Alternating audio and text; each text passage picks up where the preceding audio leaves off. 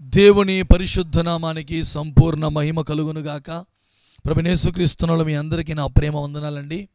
ఎంతో భారంతో ప్రార్థనాపూర్వకంగా వాక్యాధారాలతో చేస్తున్న ఈ వీడియోస్ని మీరు ఎంతో ఆదరిస్తున్నారు, ప్రోత్సహిస్తున్నారు ప్రియులారా. మరి ఈ వీడియోస్ని మీరు ఆఖరి వరకు చూడండి, అనేకులకి షేర్ చేయండి, లైక్ చేయండి. సబ్స్క్రైబ్ చేసుకోకపోతే ఈ ఛానల్ని సబ్స్క్రైబ్ చేసుకోండి. ప్రభు మిమ్మల్ని మీ కుటుంబాలని దీవించి ఆశీర్వదించునుగాక.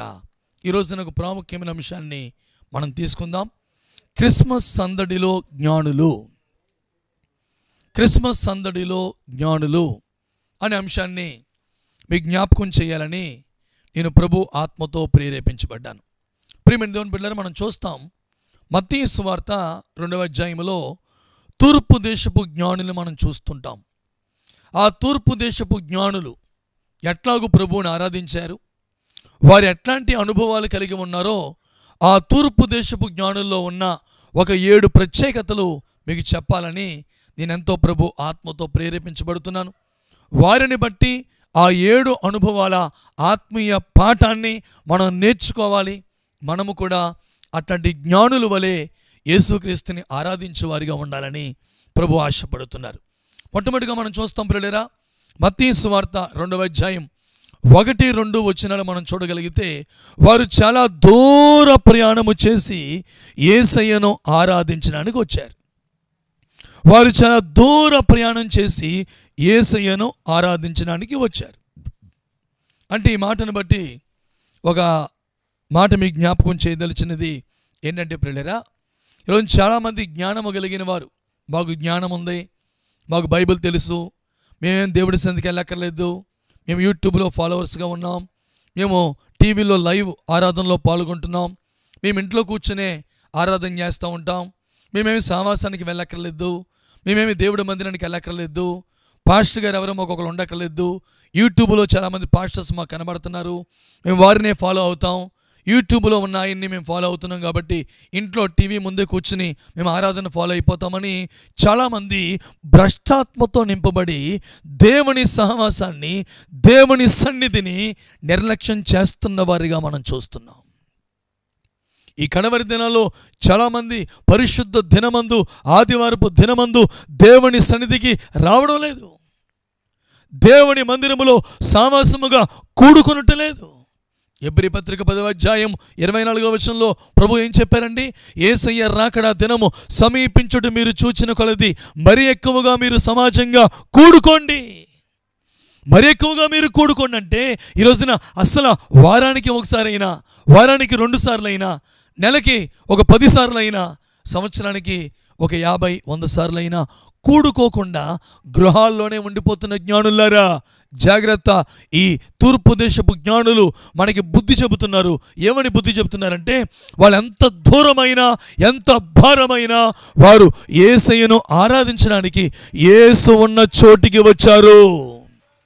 యేసు ఉన్న దేవుని సముఖానికి వారు వచ్చినట్లుగా మనము కూడా ప్రభువుని ఆరాధించడానికి, ప్రభువుతో సావాసం చేయడానికి, అనేకమైన దేవుని బిడ్డలతో సంఘములో సహవాసములో నమ్మకముగా ఉండాలి అనే పాఠాన్ని ఈ తూర్పు దేశపు జ్ఞానుల ద్వారా మనం నేర్చుకోవచ్చు ప్రియులారా. రెండోది మనం చూస్తాం, మత్తయి సువార్త 2వ అధ్యాయము 9వ వచనం మనం చూడగలిగితే, మత్తయి సువార్త 2వ అధ్యాయము 9వ వచనాన్ని మనం చూడగలిగితే, వీరంత గొప్ప జ్ఞానులైన నక్షత్రమునే వెంబడించారు. స్తోత్రం కలుగునుగాక. నక్షత్రమునే వెంబడించారండి. నక్షత్రాన్ని ఎప్పుడైతే వదిలేశారో వారు గొప్ప నష్టానికి కారకులుగా మారారు. నక్షత్రాన్ని వెంబడించినంతసేపు వారు చాలా దీవెనకరంగానే ఉన్నారు. కానీ ఆ బెత్లెహేము అనే ఊరు రాగానే ఇక మాకు నక్షత్రంతో పనే ఉంది, మేము ఆ ఊరు వచ్చేసాం అని హేరోదు మహారాజు దగ్గరికి వెళ్ళారు. యోధా దేశానికి రాగానే హేరోదు మహారాజు దగ్గరికి వెళ్ళి అక్కడ లేనిపోని మాటలు మాట్లాడడం వలన ఆ దేశంలో, ఆ ప్రాంతాల్లో ఉన్న 2 సంవత్సరాల పిల్లలు అందరూ కూడా మరణానికి కారణంగా ఈ జ్ఞానులే మనం కారణంగా ఉన్నట్లుగా చూస్తాం. న్యాయంగా చెప్పాలంటే సామెతల గ్రంథం 11వ అధ్యాయం 30వ వచనంలో మనం చూడగలిగితే, జ్ఞానము కలిగిన వారు అనేకుల్ని రక్షిస్తారు. కానీ వీరు ఎప్పుడైతే నక్షత్రాన్ని వెంబడించడం మానేశారో అనేకుల్ని రక్షించవలసిన ఈ జ్ఞానులు అనేకుల మరణానికి కారణంగా మారినట్లుగా మనం చూస్తాం. ప్రియులారా, రెండవది, ఈ జ్ఞానులు 9వ వచనంలో నక్షత్రాన్ని వెంబడించారు. నక్షత్రం అంటే ఎవరండి? ప్రకటన గ్రంథం 1వ అధ్యాయము 20వ వచనాన్ని మనం చూడగలిగితే, దేవుని కుడి చేతిలో ఉన్న ఆ 7 నక్షత్రములు 7 సంఘములకు సేవకులుగా మనం ఆ వచనాల్లో చూడగలుగుతున్నాం. స్తోత్రం కలుగునుగాక. అంటే నక్షత్రం అనగా దేవుని కుడి చేతిలో ఉన్న నక్షత్రం అనగా దేవుని నక్షత్రం అనగా దైవజనుడు. అంటే దేవుడు నీకు ఏ దైవజనుడిని ఏర్పాటు చేశాడో, నీవు ఏ సేవకుని యొద్ద ఉన్నావో, నీవు ఏ దైవజనుడిని కలిగి ఉన్నావో, ఆ దైవజనుడిని నమ్మకముగా నువ్వు వెంబడించే బిడ్డగా ఉండాలి. నీ సొంత సేవకుణ్ణి నువ్వు ఫాలో అవ్వాలి. నీ సొంత దైవజనుడిని నువ్వు వెంబడించే బిడ్డగా ఉన్నప్పుడు నిశ్చయముగా ఈ జ్ఞానుల వలె నువ్వు కూడా మార్చబడగలవు. ప్రియులారా, కొంతమందికి సొంత సేవకుని లెక్క చేయరు, సొంత దైవజనుడిని వెంబడించరు, సొంత దైవజనుని మాటకు లోపడరు. యూట్యూబ్లో చాలామంది వస్తున్నారుగా, టీవీలో చాలామంది వస్తున్నారుగా, ఆ పాస్టర్ గారు ఎంత బాగా చెప్తున్నారు, ఈ పాస్టర్ గారు ఎంత బాగా చెప్తున్నారు, ఆయనకి నేను ఫాలోవర్ని అంటూ ఎవరో బాగా చెప్పారని వాళ్ళకి ఫాలోవర్ అయిపోతున్నావు. రేపు పొద్దున్న వారికంటే బాగా ఇంకొకరు చెప్తే వాళ్ళకు కూడా ఫాలోవర్ అయిపోతావా? ఎంత దౌర్భాగ్య స్థితిలో ఉన్నారని ఈ రోజున చాలామంది క్రైస్తవులు. నీ సొంత సేవకుణ్ణి నువ్వు వెంబడించాలి. నక్షత్రాన్ని వెంబడిస్తే, నీవు నీ సొంత సేవకుని వెంబడిస్తే, ఆ నక్షత్రం ఏం చేసిందంటే ఆ జ్ఞానులని యేసయ్య ఉన్న చోటికి నడిపించింది. నీవు నీ సొంత సేవకుడిని వెంబడిస్తే నీ సొంత సేవకుడు నిన్ను పరలోకములో యేసు ఉన్న చోటికి నిన్ను నడిపించగలుగుతాడు. స్తోత్రం కలుగునుగాక. టీవీలో వాక్యం చెప్పే వాళ్ళందరూ, యూట్యూబ్లో వాక్యం చెప్పే వాళ్ళందరూ నీకోసం ప్రార్థన చేయరండి. నీ సొంత దైవజనుడే నీకోసం కన్నీరు విడిచి ప్రార్థన చేస్తాడు. తనకి దేవుడిచ్చిన ఉపదేశాలు తెచ్చి నీకు అద్భుతంగా బోధిస్తాడు. ఆ బోధకి నువ్వు లోబడాలి, ఆ వాక్యానికి నువ్వు ఫాలోవర్ అవ్వాలి, నీ సొంత సేవకుడిని నువ్వు ఫాలో అవ్వాలి. రెండో పాఠం, ఆ నక్షత్రాన్ని ఈ జ్ఞానులు వెంబడించినట్లుగా మనం చూస్తున్నాం. మూడవదిగా ప్రియులారా, మనం చూస్తున్నాం కదా, మరి 2వ అధ్యాయం మత్తయి సువార్త 10వ వచనంలో వారు నక్షత్రాన్ని చూసి అత్యానంద భరితులయ్యారు. అంటే ఆ జ్ఞానులు నక్షత్రాన్ని చూసి ఎంతో ఆనందించారంట.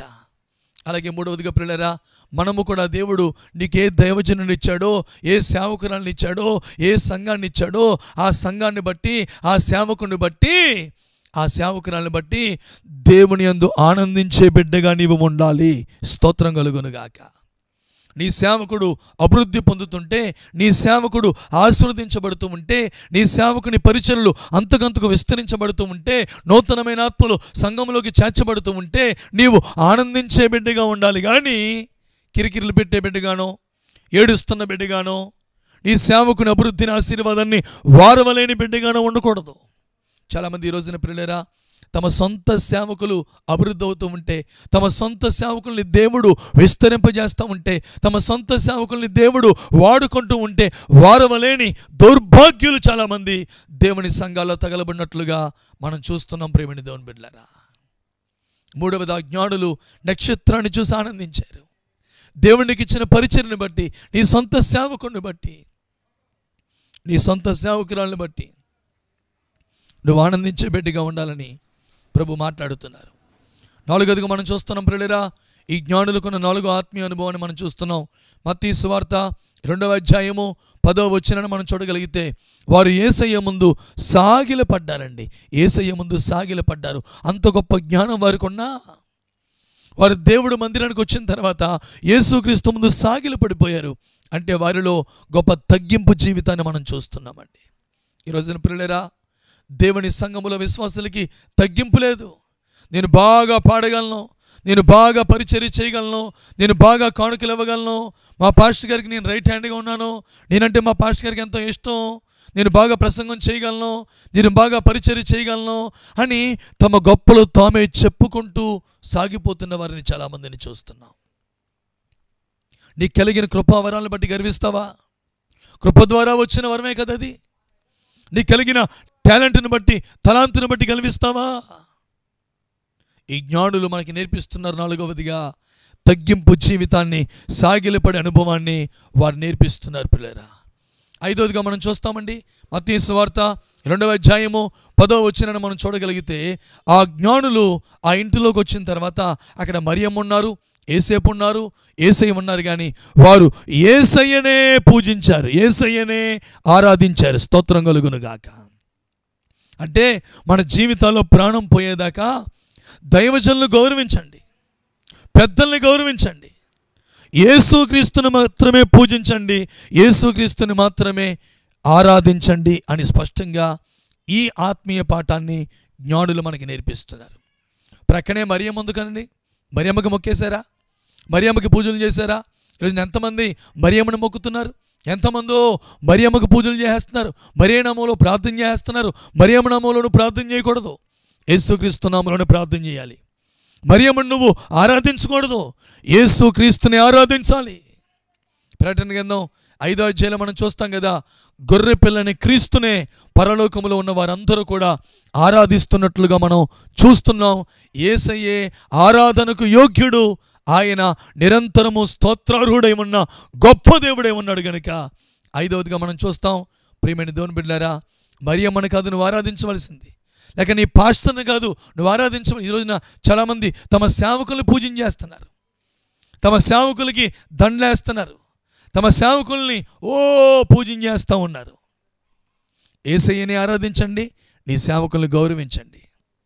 6వదిగా మనం చూస్తాం పిల్లరా, మరి ఈ జ్ఞానులు చేసిన 6వ పని, మనం నేర్చుకునే 6వ ఆత్మీయ పాఠం ఏంటంటే, మత్తయి సువార్త 2వ అధ్యాయం 10వ వచనం మనం చూడగలిగితే, వారు తమ హృదయాలు విప్పి, వారు తెచ్చిన పెట్టెలు తెరిచి, అనగా తమ హృదయాలు విప్పి వారి జీవితాల్ని దేవునికి సమర్పించుకున్నారు. స్తోత్రం కలుగును గాక. బంగారము, సాంబ్రాణి, బోలము, ఈ మూడింటికి సంబంధించిన ఆత్మీయ పాఠం ఏంటో గత వీడియోలో నేను మీకు తెలియపరిచానండి. ఆ వీడియో తప్పకుండా మీరు చూడండి. గడిచిన వీడియోస్లో ఆత్మీయ పాఠం ఏంటో ఉంటుంది. వారు హృదయాలు విప్పి తమ జీవితాల్ని యేసయ్యకి సమర్పించుకున్నారు. స్తోత్రం కలుగును గాక. కనుక మీరు కూడా ఏదో మేము కానుకలు ఇస్తున్నాం, సంవత్సరానికి 1000 రూపాయలు 2000 కానుకలు ఇస్తున్నాం అని ఇష్టానుసారంగా ఇంకా లోకంలో బ్రతకండి. లోకం నుంచి మీరు వేరవ్వండి, దేవునికి పరిపూర్ణంగా సంపూర్ణంగా మిమ్మల్ని మీరు అప్పగించుకోండి. స్తోత్రం కలుగును గాక. అలా మీరు మిమ్మల్ని అప్పగించుకుంటారని ప్రభువు కోరుతున్నట్లుగా 6వదిగా ఈ ఆత్మీయ పాఠం మనం నేర్చుకోవచ్చు పిల్లరా. ఇక 7వదిగా ఆఖరిగా మనం చూస్తామండి, మత్తయి సువార్త 2వ అధ్యాయము 12వ వచనం. మత్తయి సువార్త 2వ అధ్యాయము 12వ వచనం. ప్రభు వారికి ప్రత్యక్షమై ప్రభువు చెప్పిన మాటకు, ఆ బోధకు వారు అంగీకరించుకుని ఆ బోధకు లోబడి మరలా హేరోదు యొద్దకు వెళ్లకుండా వారు మరొక మార్గంలో తమ ప్రాంతాలకు వెళ్ళినట్లుగా మనం చూస్తున్నాం. అంటే దేవుడు ఏ మాట అయితే చెప్పాడో, వాళ్ళెంత జ్ఞానులైనా క్రీస్తు బోధకు లేక దేవుని బోధకు, అపోస్తుల బోధకు పరిపూర్ణంగా వారు బోధకు అప్పగించుకున్నారు, బోధకి లోబడ్డారు. ఈరోజున ప్రియమైన దేవుని బిడ్డలారా, ఎన్నో ప్రసంగాలు మీరు వింటున్నారు, కానీ నిజంగా విన్న వాక్యానికి పరిపూర్ణంగా మీరు అప్పగించుకుంటున్నారా? ఈ జ్ఞానులే అయినా చిన్నపిల్లల వలె వాక్యానికి లోబడ్డారు, వాక్యానికి తమ జీవితాలను అప్పగించుకున్నారు. ఇట్లాగూ అద్భుతంగా క్రిస్మస్ సందడిలో జ్ఞానులు, ఆ జ్ఞానులు చూసి మనము కొన్ని ఆత్మీయ పాఠాలు నేర్చుకోవాలి. ఈ 7 విషయాలు మనం గమనించగలం. ఈ 7 విషయాలు ఈ జ్ఞానుల యొద్ద నుంచి మనం నేర్చుకోగలం. తప్పక వీటిని మీ జీవితాల్లో అవలంబించండి. ప్రభు మిమ్మల్ని, మీ కుటుంబాల్ని దీవించి ఆశీర్వదించును గాక. అందరికీ వందనాలండి.